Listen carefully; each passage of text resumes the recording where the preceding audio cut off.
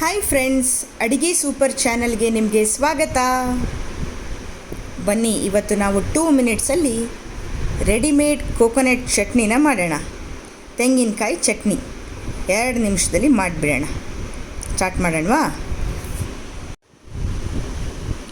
ನಾನಿಲ್ಲಿ KLF ಅವರ instant coconut chutney ಪೌಡರ್ನ ತಂದಿದ್ದೀನಿ. ಇದರಿಂದ ಇವತ್ತು ಇನ್ಸ್ಟೆಂಟಾಗಿ ಚಟ್ನಿ ಮಾಡೋಣ. ಈಗ ಪ್ಯಾಕೆಟ್ ಓಪನ್ ಮಾಡಿದೆ.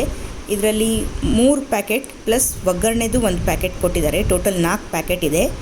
ಈಗ ಎಲ್ಲವನ್ನು ಓಪನ್ ಮಾಡಿಬಿಟ್ಟು ಒಂದು ಪಾತ್ರೆಗೆ ಹಾಕ್ತೀನಿ. ಇದು ಕಾಯಿ ತುರಿ, ಡೆಸಿಕೇಟೆಡ್ ಕೋಕೋನಟ್ ಅಂತಾರಲ್ಲ ಅದನ್ನು ಈಗ ಓಪನ್ ಮಾಡಿ ಒಂದು ಪಾತ್ರೆಗೆ ಹಾಕಿದೆ. ನೆಕ್ಸ್ಟ್ ಪ್ಯಾಕೆಟಲ್ಲಿ ಖಾರದ ಪುಡಿ ಅನಿಸುತ್ತೆ, ಸೊ ಇದನ್ನು ಕೂಡ ಕಟ್ ಮಾಡಿ ಪಾತ್ರಕ್ಕೆ ಹಾಕ್ತಾ ಇದ್ದೀನಿ.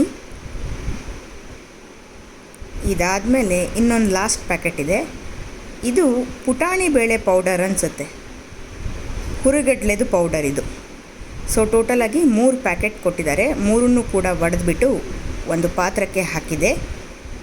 ಈಗ ಇದಕ್ಕೆ ಸ್ವಲ್ಪ ನೀರನ್ನು ಆ್ಯಡ್ ಮಾಡ್ತೀನಿ, ವಾಟರನ್ನು. ನಿಮಗೆ ಗಟ್ಟಿ ಚಟ್ನಿ ಬೇಕು ಅಂದರೆ ಸ್ವಲ್ಪ ನೀರನ್ನು ಕಮ್ಮಿ ಆ್ಯಡ್ ಮಾಡಿ,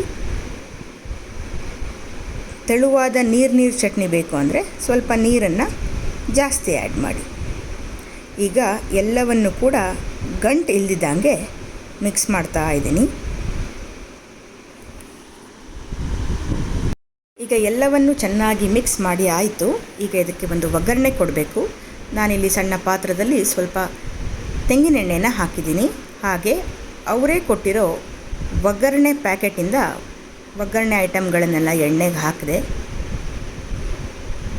ಈಗ ಎಲ್ಲದೂ ಕೂಡ ಚಟಪಟ ಅಂತ ಇದೆ. ಈಗ ಇದನ್ನು ನಾವು ಮಾಡಿರೋ ಚಟ್ನಿಗೆ ಹಾಕಿದ್ರೆ ಆಯಿತು.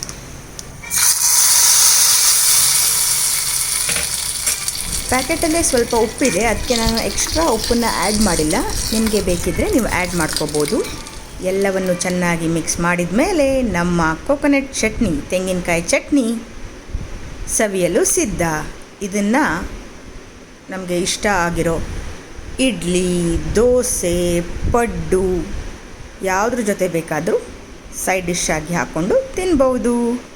ಈ ವಿಡಿಯೋ ನಿಮಗೆ ಇಷ್ಟ ಆಗಿದ್ದಲ್ಲಿ ಲೈಕ್ ಮಾಡಿ, ಶೇರ್ ಮಾಡಿ, ಕಮೆಂಟ್ ಮಾಡಿ. ಹಾಗೂ ನೀವು ನನ್ನ ಚಾನಲನ್ನು ಇನ್ನೂ ಸಬ್ಸ್ಕ್ರೈಬ್ ಆಗಿಲ್ಲ ಅಂದರೆ ದಯವಿಟ್ಟು ಸಬ್ಸ್ಕ್ರೈಬ್ ಆಗಿ. Thank you.